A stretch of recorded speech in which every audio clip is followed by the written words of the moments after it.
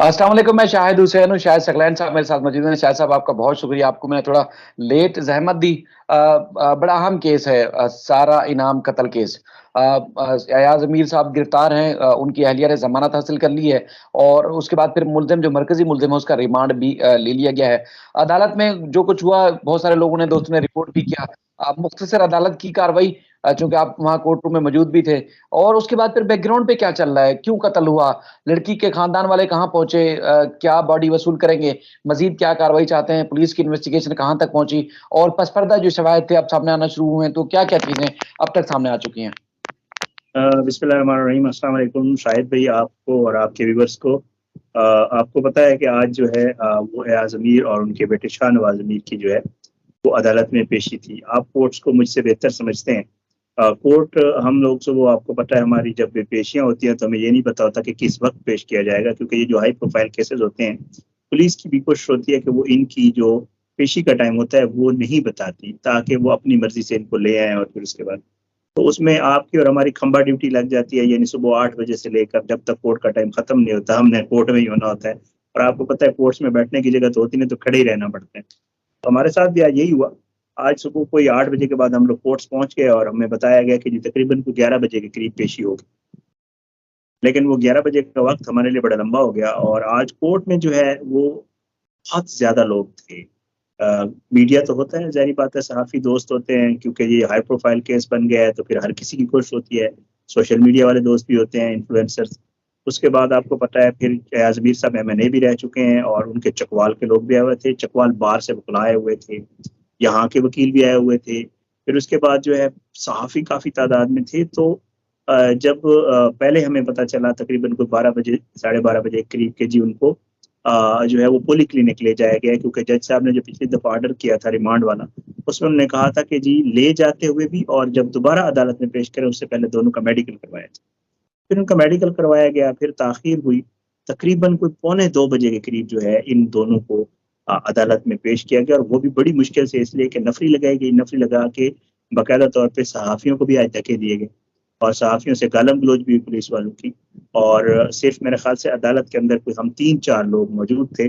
बाकी सहाफ़ी बाहर रह गए क्योंकि जगह ही नहीं थी, और फिर पुलिस वालों ने दरवाज़ा भी बंद कर दिया था कि कोई और ना आए। तो क्योंकि हम अदालत के बाहर थे ही नहीं, हम पहले शुरू से अंदर थे। मैं, साकिब बशीर साहब, फ़याज़ साहब और हमारे 1-2 और दोस्त हैं, तनोली साहब थे और ग़ालिबन एक और दोस्त थे।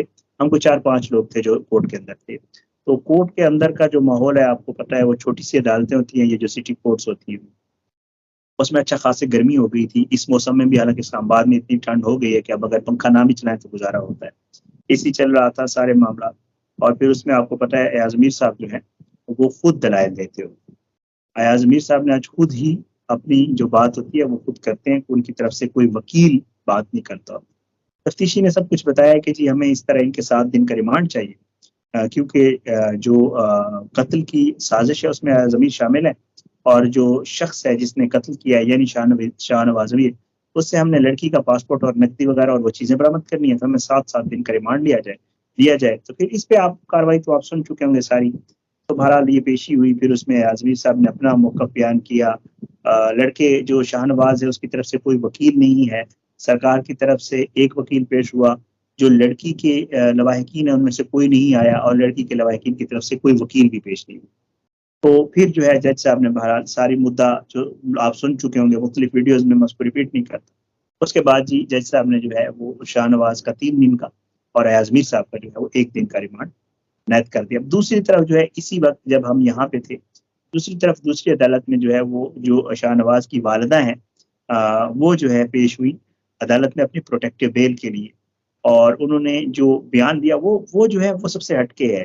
मैं आपको बताऊँ कि पहले ये बातें मंज़र आम पे नहीं आई थी जो उन्होंने आज वहाँ पे जो बयान दिया। तो उसमें कुछ चीज़ें ऐसी हैं जो मैं आपके साथ शेयर ज़रूर करना चाहूँगा। एक तो उन्होंने कहा कि जी कत्ल के वक़्त ज़ाहिर बात है वो उसी घर में थी, जिस घर में ये वक़ूआ हुआ है।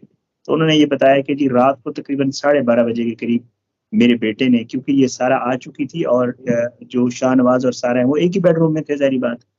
तो वो कहते हैं कि जी, और ये आपको पता है फार्म हाउसेज़ होते हैं, बहुत बड़े-बड़े हैं।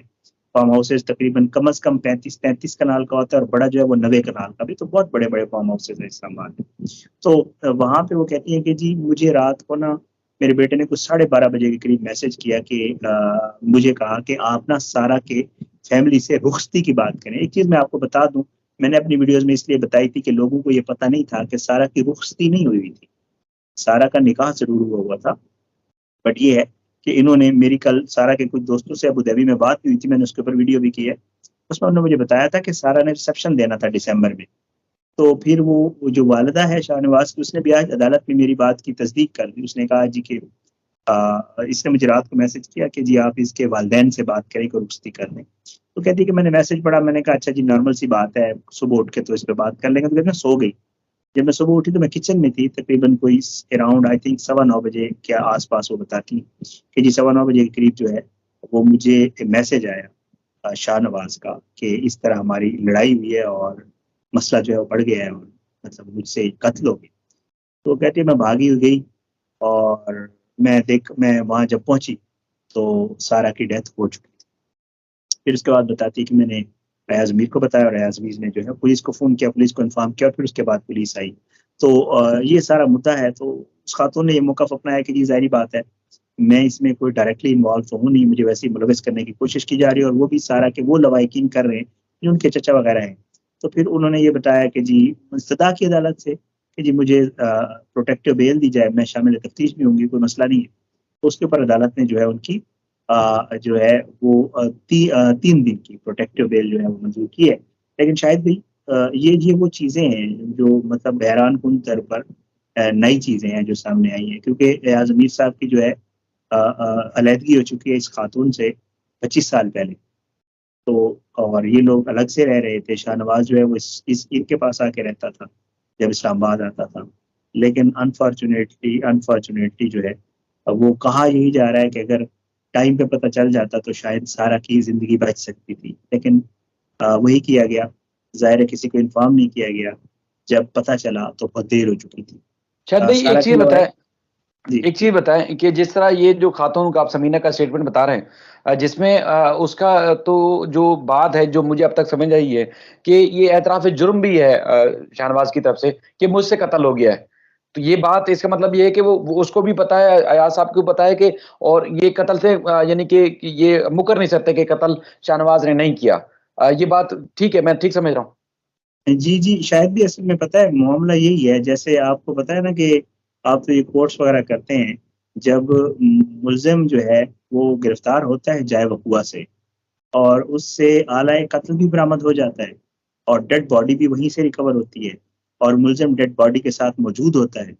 तो मेरे ख़्याल से इसके बाद तो कोई चीज़ शक वाली रह नहीं जाती। ऑल्दो जो वकला हैं, वो तो आपको पता है कोशिश करते हैं कि वो कहें कि अंधा कत्ल है, ब्लाइंड मर्डर है, पता नहीं किसने मारा है, शायद कोई और आके मार गया होगा, किसके सर डाल रहे हैं, वो तो वकला की बातें होती हैं। लेकिन ज़ाहिर है पुलिस ने वहीं से गिरफ्तार किया है, आला कत्ल भी बरामद है। मुल्ज़िम जो है जब पुलिस कहती है कि हम गए तो वो ब्लड साफ़ करने की यानी वो शवाहिद मिटाने वाला उस पे ज़ाहिर बात है दफ़ात लगाने वाले मामले में। तो जी वो कहते हैं कि जी ब्लड जो स्टेन्ड फर्श था उसको धोने की कोशिश कर रहा था। आज़मीर साहब ने आज अदालत में बहुत 2 बातें और भी की हैं, वो भी आपको बता देता हूँ, अगर आपने अपने व्यूअर्स को नहीं बताई। वो ये है कि आज़मीर साहब ने कहा कि जब मुझे इसकी माँ ने कॉल की और उसने बताया कि जी इस तरह जो है मतलब उसने अपनी बीवी पर तशद्दुद किया है, मारा है। तो आज़मीर कहते हैं कि जी मैंने इसकी माँ को कहा कि दरवाज़ा बंद कर दो, इसको कहीं बाहर ना जाने देना, भागने ना देना और अगर घर में कोई मुलाज़िम है तो उसे कहो इसे रस्सियों से बाँध, ठीक है? हुँ, हुँ। तो ये मामला है वहाँ पे पता चल चुका था। जो मुझे मतलब समझ आई है वो यही है कि ज़ाहिर है मर्डर हो चुका था, नज़र भी आ रहा था। वो जो लड़की थी अल्लाह ताला उसकी मग़फ़िरत करे, अल्लाह आगे के लिए आसानियाँ करे। उसकी डेड बॉडी टब में आपने भी वो देखी होगी तस्वीर, मेरे पास भी तस्वीर और वीडियोज़ हैं। तो साफ़ नज़र आ रहा था ज़ाहिर है कि उसकी उसकी डेथ हो चुकी है। लेकिन देखें अब ज़ाहिर है अभी तो 161 का इसका बयान ज़रूर यकीनन हो चुका है, एतराफ़ी बयान कुछ सामने भी आ चुका है। लेकिन असल मामला आपको पता है मुद्दा तब आता है जब 164 का बयान मजिस्ट्रेट के सामने होता है। उसमें वकला के कहने के ऊपर शाहनवाज़ क्या कहता है, वो एक बहुत बड़ी गेम होगी आपको पता है। ये तो नूर मुकद्दम वाला जो बंदा चाकू समेत गर्दन काट के पकड़ा गया था, उसने भी कहा था जी मैंने नहीं किया। तो ये सारी चीज़ें आपको पता है ये तो वो वाक़याती शहादतें होती हैं, वाक़याती शवाहिद होते हैं, जो उस वक़्त मौजूद होते हैं क्योंकि इसमें आपको पता है, इस तरह के जो मर्डर्स होते हैं उनमें कोई गवाह तो होता नहीं है, विटनेस तो होता नहीं है उस तरह का कि उसने अपनी आंखों से देखा है, नहीं शायद जिसे हम कहते हैं। इसमें पुलिस की कोशिश होती है कि वो सर्कमस्टांशियल एविडेंस के ऊपर बहुत ज्यादा रिलाई कर रही होती है और बहुत ज्यादा उन चीजों को कर रही होती है। तो इसमें भी अच्छा, सर यही है जी। एक चीज आखिरी सवाल आपको, चूंकि नींद भी आ रही है, आप आज थोड़े नजरें भी चुरा रहे हैं, ये बताएं कि अब तक जो मामलात हैं, सुनगुन भी है, आप लोगों ने कोशिश भी की होगी, जो भी ताल्लुकात हों, लड़की ने तो इसके लिए बड़ी कुर्बानी दी, सब कुछ छोड़ छाड़ के इसके पास आई, रुखसती हो जाती, जाहिर है वो तो अच्छे ख्वाब से जा रही होगी, मारने की क्या वजह हुई? मतलब क्या इस तरह का जहनी मरीज था? वजह क्या थी? क्या और भी बहुत सारे लोग हैं, दर्जनों लोग हैं जो मंशियात भी लेते हैं, क्या वो अपने करीब करीब जो उनके साथ रहने वाले होते हैं उनको कत्ल कर देते हैं? ऐसा तो नहीं है ना? तो मारने की वजह क्या हुई? यानी कि ये सबब क्या बना? शायद भी मैं आपको बताऊं, मैं मतलब मुझे दूसरे लोगों का नहीं पता। मैं अपना जो एनालिसिस आपको दे सकता हूँ ना, फ्रैंकली स्पीकिंग, क्योंकि आपको पता है हम ये केसेस कवर कर रहे होते हैं और चीजें, एक इंसान होने के नाते भी हमें थोड़ा आइडिया तो होता है ना कि मामला क्या है। देखें, इस जो शाहनवाज है ना, ये जो मुझे पता है वो ये है कि शाहनवाज एक तो नशा करता है बहुत ज्यादा। मेरी जो सारा के दोस्तों से भी बात हुई तो उन्होंने भी मुझे ये बताया कि ये अल्कोहल भी लेता था, ये जो जिसको आप चर्स, जो सिंपल जबान में जिसको कहते हैं, वो भी, और साथ साथ ये आइस भी पुलिस को वहां से मिली है जब पुलिस ने रिकवरीज की, जब वहां से चीजें कलेक्ट की। ठीक है, तो आपको पता है जो बंदा बहुत ज्यादा नशा करता हो ना, और स्पेशली खुदा न खास्ता इन चीजों का नशा करता हो, तो फिर उसकी दिमागी हालत जो है वो किसी पागल से कम नहीं होती। और दूसरी बात ये है कि इसकी दोनों बीवियां, ये इसकी तीसरी शादी थी, शाहनवाज की और सारा की पहली शादी। तो शाहनवाज की जो पहली दो बीवियां थी, एक बीवी वलीमे वाले दिन भाग के चली गई थी, वापस नहीं आई, और अल्लाह ताला ने उसकी जिंदगी बचा ली। शायद वो बेचारी भी रहती तो उसको भी मार देता ही। और दूसरी जो है वो कोई मेरा ख्याल हफ्ता डेढ़ रही थी, जो मुझे इतला थी। तो हैरान कुन तौर पर सारा ने जब इससे शादी की थी तो सारा से दोस्तों ने भी पूछा था कि यार ये मतलब आपको नहीं पता कि वो किस किस्म का बंदा है। इवन आजमीर साहब ने भी उस दिन अपने स्टेटमेंट में अदालत में कहा कि जी मैंने भी सारा से कहा था कि आपको इसकी पहली शादियों और इसके नशे के हवाले से पता है। तो सारा ने मुझे कहा कि हाँ जी मुझे पता है, ये बहुत अच्छे दिल का मालिक है, नशा वगैरह में से छुड़ा दूं। इस चीज की जो कंफर्मेशन है वो मुझे सारा के दोस्तों ने भी की। कल मेरी सारा के दोस्तों से बात हुई अबू धाबी में, उन्होंने मुझे बताया कि सारा ने इसके लिवर के टेस्ट भी करवाए थे और उसका रिजल्ट उसने दुबई भी भेजा था और वहां पे डॉक्टर्स को दिखाया था, तो इसके लिवर्स की हालत बहुत खराब है जो शाहनवाज है। क्योंकि अकॉर्डिंग टू साराज फ्रेंड्स, कि जी सारा ने ये बताया कि जब ये लिवर टेस्ट करवाने भी जा रहा था तो ये शराब पी रहा था, इस हद तक ये मतलब आदी है पीने का। और दूसरा फिर उन्होंने बताया कि वो सिगरेट भी छुड़वाना चाह रही थी, वो नहीं चाहती थी कि ये सिगरेट भी पिए, उसके लिए मुख्तलिफ वो जो इलेक्ट्रिकल डिवाइसेज आजकल आई हैं वो भी दुबई से ले आती थी। तो वो कोशिश कर रही थी इसको इंसान बनाने की, जो कि नामुमकिन था, ज़ाहिरी बात है। तो और जो जो जो कत्ल की आप बात कर रहे हैं, जो इसने बयान दिया है, जो इतराफी बयान हमारे पास ज़राए से पहुंचा है, वो तो इसने सीधी सी बात है हमें मतलब जो हमें लगता है वो जैसे होता है ना कि अपने सर से उतारने वाला, कि जी मुझे वो किसी मुल्क की एजेंट लगती थी, उसने मेरा गला दबाया, मैंने रिएक्शन के तौर पे उसको धक्का दिया, मुझे लगता था वो मुझे मार देगी, ये वाली सारी बातें इसने की हैं अपने बयान। तो मेरे ख्याल से ये तो वैसे बातें ही हैं। ये नशा एक बहुत बड़ी वो हो सकता है इसमें। और दूसरा जो है, ये आपको पता है डोमेस्टिक वायलेंस है, इनकी आपस में किस बात पे तलकलामी हुई अल्लाह ताला बेहतर जानता है। जाहिर है एक ये मौजूद है जिसने ये काम किया और दूसरी वो थी जो अल्लाह ताला के पास चली गई। तो इन दोनों के दरमियान में कोई और तो था नहीं जो बता सके कि मामला क्या हुआ था। बट हम तो तो इसके ऊपर एनालिसिस कर सकते हैं या सारा हम के बता।